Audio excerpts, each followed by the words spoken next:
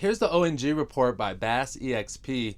Heavy crude markets are tightening as the U.S. ramps up enforcement against Venezuelan oil exports. Washington has now seized a second tanker near Venezuela's coast, and reports suggest a third vessel may also be under pursuit.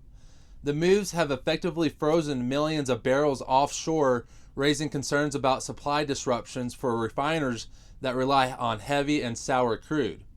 And despite speculation, Iraqi crude is not positioned to replace Venezuelan barrels in the U.S. market.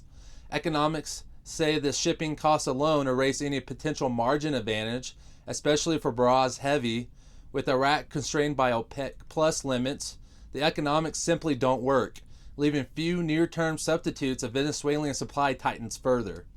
And meanwhile, U.S. drilling activity continues to diverge by region. The national rig count fell sharply last week, with 8 oil rigs taken offline, but Oklahoma moved in the opposite direction, adding 1 rig even as nationwide totals decline.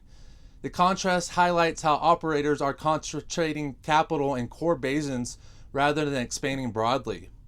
With heavy crude supply under pressure and drilling becoming more selective, do you think U.S. refiners are prepared for tightening feedstock markets heading into 2026? In your industry tidbit, heavy crude makes up less than 1/3 of total U.S. production, yet it remains critical for maximizing diesel output at complex refineries.